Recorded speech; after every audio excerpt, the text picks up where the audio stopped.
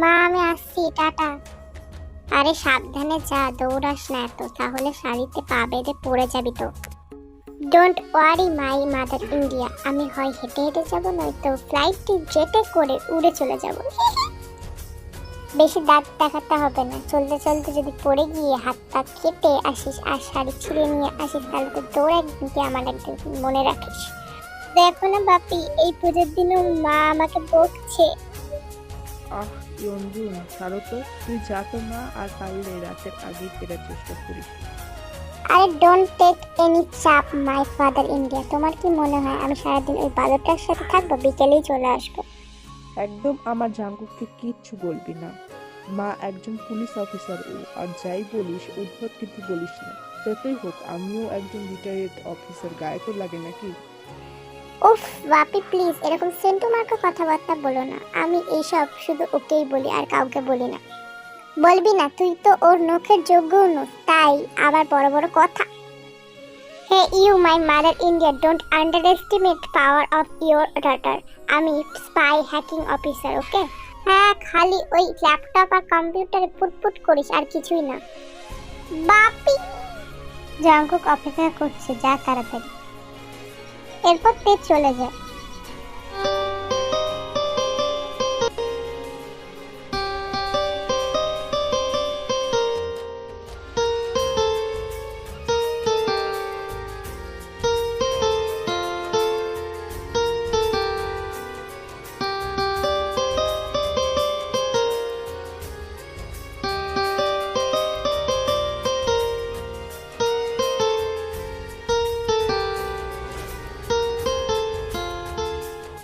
শালা বান্দর খরগোশের বাচ্চা, আমাকে পার্কে আসতে বলে নিজেই আসেনি। আমি চাই ওই বাড়িতে হচ্ছে তোর। তে ঝড়ের গতিতে জাঙ্গুকদের বাড়িতে ঢুকলো।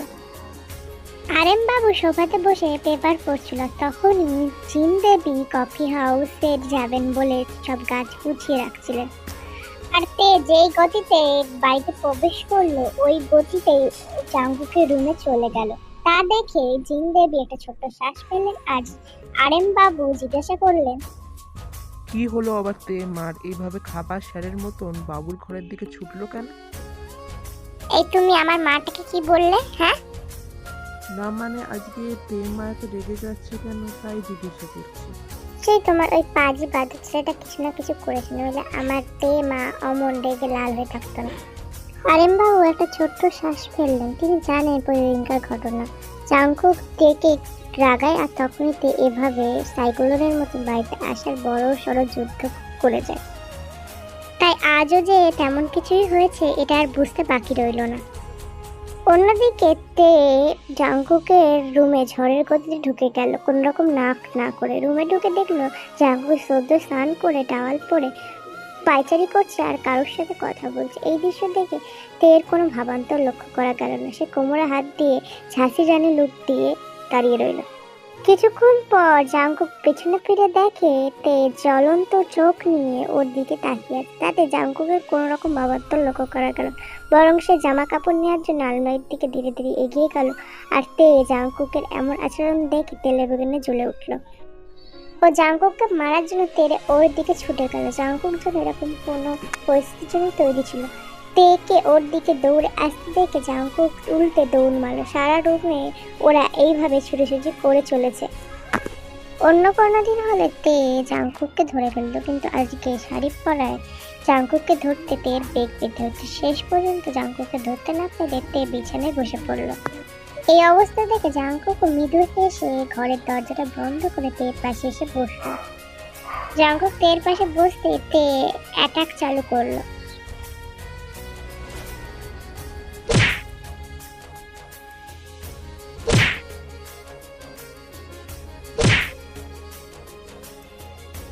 জাংকুককে বেশ কয়েক কিলঘুষি মারার পর তে থামলো। তে মারা থামানোর পর জাংকুক দেখলো তে গাল ফুলিয়ে বসে আছে। তাই দেখে জাংকুক তে কোমরে ধরে হাঁচকা টান নিজের কোলের ওপর বসে কোমরটা জড়িয়ে কাঁধে থুতনি রেখে জিজ্ঞাসা করলো, কি রে, রাগ করেছিস? আরে লাস্ট মিনিটে স্যার আটকে দিল রে।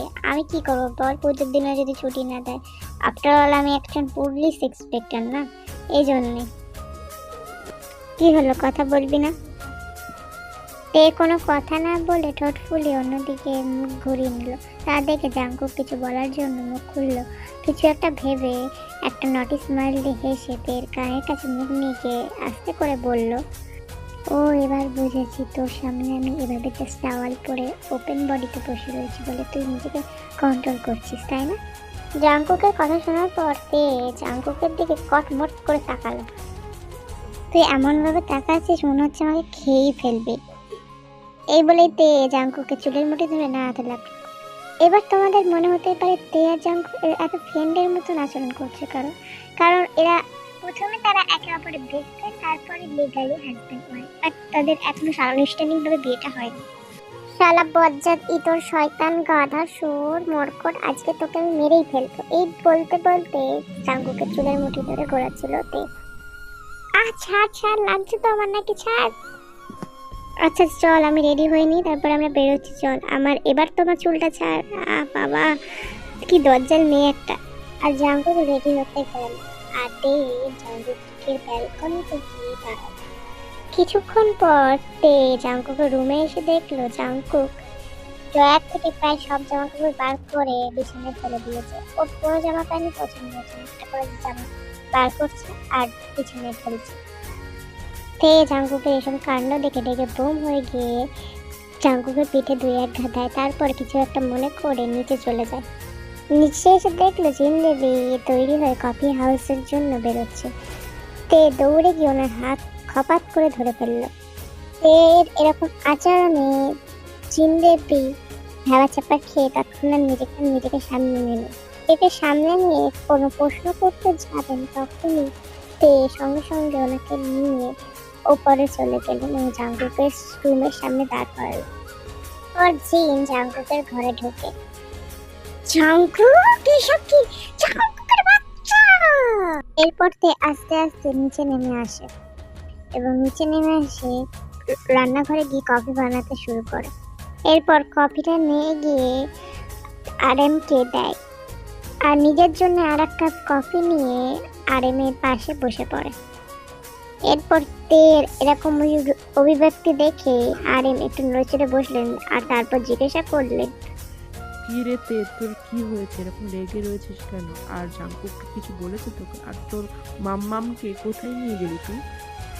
কিছুক্ষণ অপেক্ষা করো, সুপারহিট মুভি একেবারে লাইভ দেখতে পাবে।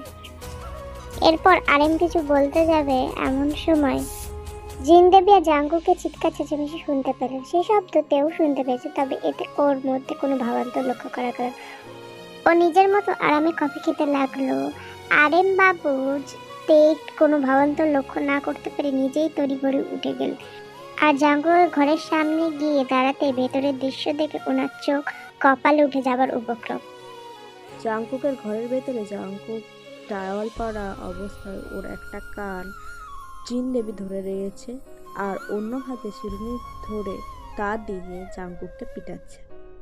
আর জাঙ্কুক বাদরের মতন লাফাচ্ছে আর উ করে চিৎকার করছে। এইসব দেখে আরেম বাবুর মুখটা অটোমেটিক হা হয়ে গেছে। আরে মা, কি করছো? কি উফ, কি হয়েছে? ও মারছো কেন? লাগছে। ও মা, লাগছে তাই না? লাগুক, লাগার জন্যই তো মারছি। ছোটবেলার মারগুলো কি ভুলে গেছিস? আজকে আবার ভালো করে মনে করিয়ে দেবো। তারা, আরে মা, আমি কি করলাম যে তুমি আমাকে মারছো? কেন মারছো আমাকে? জিন, কি হয়েছে? এভাবে ছেলেটাকে মারছো কেন? কেন তুমি দেখতে পাচ্ছ না এত বড় দামড়া ছেলে নিজের ঘর গোছাতে পারে না, জামা কাপড় ছড়িয়ে ছিটিয়ে ঘরে একবারে বস্তা বোঝাই করেছে। আবার রাতে চিল্লিয়ে তো পাড়া মাথায় করবি, ঘর গোছানো হয়নি বলি এখন আমি আমার কফি হাউসে যাবো নাকি তোর এই ভাগাড়ের ঘরটা গোছাবো? হ্যাঁ? জাঙ্কুক এবার পুরো ঘরটার দিকে তাকিয়ে চোখ বন্ধ করে জিভ কাটল। মা যে কি কারণে খুঁজে পাচ্ছে ওর সেটা খুব ভালো করে বুঝতে পারছে, আর কার জন্য ওর কপালে আজকে জিনদেবী চিরুন গাছ করলো সেটাও ভালো করে বুঝতে পারছে, কিন্তু আপাতত নিজের মুখ বন্ধ রাখায় ভালো। কারণ জিনদেবীর সামনে এখন তের নামে কোনো কিছু বললে আবার শুরু হয়ে যাবে, সেটা জাঙ্কুক খুব ভালো করেই জানে। কি হলো, কি ভাবছিস? আজকে তুই নিজে এই ঘর পরিষ্কার করে সুন্দর করে গুছিয়ে যাবি, নইলে তোর একদিন কি আমার একদিন, এই বলে রাখলাম। এই বলে জিনদেবী ঘর থেকে বেরিয়ে গেলেন। সাথে ওর পেছন পেছন ওর বাবাও বেরিয়ে গেল। আর জাঙ্কুক পুরো রুমটার দিকে একবার চোখ ভুলিয়ে একটা দীর্ঘশ্বাস ফেললো। তারপর মায়ের আদেশ মতো সব জামা কাপড় আস্তে আস্তে গুছিয়ে তে আর জাঙ্কুক বেরিয়ে পড়লো ঘোরার জন্য। তে আর জাঙ্কুক ঘুরে ঘুরে ঠাকুর দেখছে। আজকে সারা রাস্তায় কাপেলের ভিড়, কারণ আজকে তো সরস্বতী পুজো, বাঙালি ভ্যালেন্টাইন্স ডে বলে কথা, কাপেলের ভিড় তো থাকবে। লেখকরা খুব এনজয় করে ঠাকুর দেখছে আর অনেক আনন্দ করছে, মজা করছে। এরপর তারা খাওয়া দাওয়া করে। এরপর জাঙ্কুক তেকে নিয়ে একটা পার্কে যায়। এরপর জাঙ্কুক তেকে চোখ বন্ধ করতে বলে, এই তে চোখ বন্ধ কর। এই কেন? আমি চোখ বন্ধ করব না, যা বলার এমনি এমনি বল। না, বেশি কথা না বলে চোখ বন্ধ কর তাড়াতাড়ি। তার কোনো উপায় না পেয়ে চোখ বন্ধ করলো। এবার চোখ খোল। তে আস্তে করে চোখ খুলে দেখে জাঙ্কুক হাঁটু গেড়ে হাতে একটা রিং নিয়ে বসে আছে। ওএমজি জাঙ্কুক, এরকম করে হা করে থেকো না, মশা ঢুকে যাবে। আর আই লাভ ইউ তে, আই রিয়েলি লাভ ইউ। তুই আমার সাথে এভাবে সারা জীবন থাকিস। এই কথাগুলো আমার তোকে কোনোদিনও বলা হয়ে ওঠেনি, কিন্তু আজ বলবো। আজ সমস্ত মনের কথা আমি তোকে বলবো। কাজের ব্যস্ততার চাপে হয়তো তোকে সেভাবে সময় দিতে পারি না, কিন্তু আমি তোকে অনেক ভালোবাসি। তুই আমার জীবনে এমন একজন পার্সন যাকে ছাড়া আমি অসম্পূর্ণ। প্রতি বছর কি এই দিনে আমরা হাতে হাত রেখে ঘুরতে পারি? হ্যাঁ, অবশ্যই পারি। আমিও তোকে খুব ভালোবাসি জাঙ্কুক, খুব।